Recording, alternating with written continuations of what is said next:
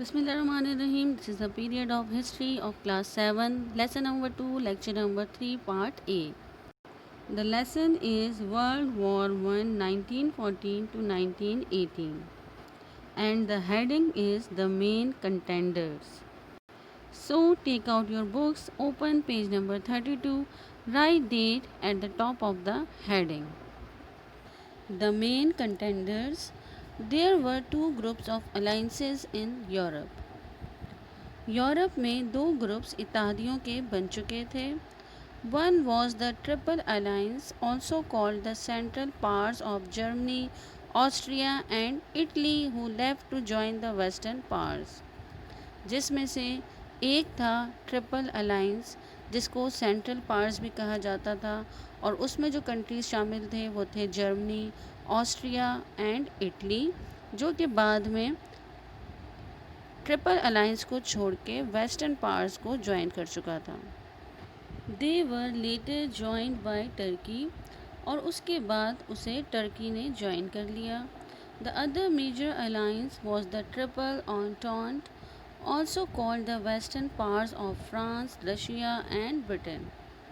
उसके अलावा जो दूसरा ग्रुप था इत्तेहादियों का उसे कहा जाता है ट्रिपल ऑन्टेंट, जिसे वेस्टर्न पावर्स भी कहा जाता है और उसमें जो कंट्रीज शामिल थे वो थे France, Russia and Britain. Portugal and Japan were allies of the western powers but took little part in the fighting. पुर्तगाल और जापान जो थे वो वेस्टर्न पावर्स के इत्तेहादी थे लेकिन उन्होंने जंग में बहुत कम हिस्सा लिया. In the Balkans, Serbia was an ally of Russia and Bulgaria sided with Germany. और दूसरी तरफ बॉल्कन्स में सर्बिया जो था वो रशिया का इत्तेहादी था जबकि बल्गेरिया जो है वो जर्मनी के साइड पे था. Right students. Hundreds of thousands of soldiers from the subcontinent were involved in World War I. सैकड़ों और हज़ारों की तादाद में फ़ौजी सब कॉन्टिनेंट से वो वर्ल्ड वॉर वन में शामिल थे या उस जंग में इन्वॉल्व थे. Many of them fighting for the western parts in France and the Middle East. और उनमें से ज़्यादातर जो थे वो वेस्टर्न पार्ट्स यानी कि फ्रांस की तरफ से लड़ रहे थे और मिडिल ईस्ट की तरफ से. In 1917, the United States joined the western powers because German submarines were sinking ships in the Atlantic with American citizens on board. 1917 में यूनाइटेड स्टेट्स ने भी वेस्टर्न पावर्स को ज्वाइन कर लिया क्योंकि जर्मन सबमरीन यानी जर्मनी की जो सबमरीन्स थी वो अटलांटिक में अमेरिकन सिटीजन्स जो कि शिप पे सवार थे उन्हें टारगेट कर रही थी, जिसकी वजह से वो शिप्स डूब रहे थे पानी में, यानी अमेरिका को जिससे बहुत ज़्यादा नुकसान हो रहा था. In the same year, Russia withdrew from the war because of the communist revolution. और इसी साल रशिया ने जंग से विदड्रॉ कर लिया यानी कि जंग को छोड़ दिया क्योंकि वहाँ पे कम्युनिस्ट रेवोल्यूशन आ गया था. So students, what is communist revolution?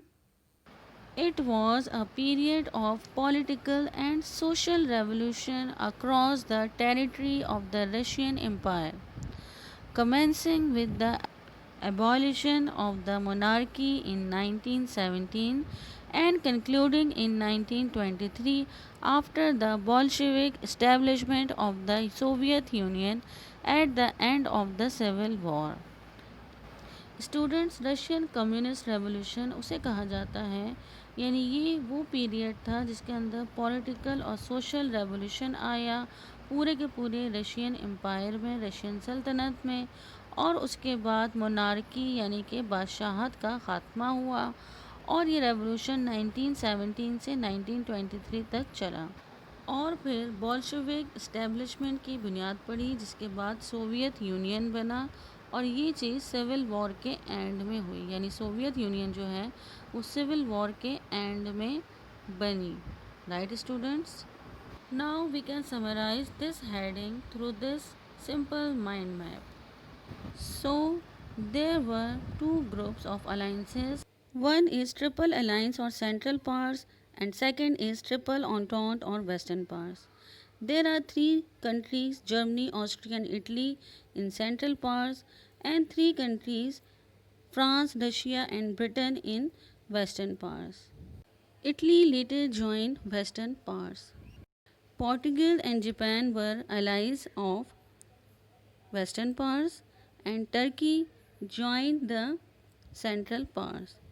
In 1917, US joined western parts, and in the same year Russia withdrew because of communist revolution. Students, this lecture is continued in the next video, which is part B.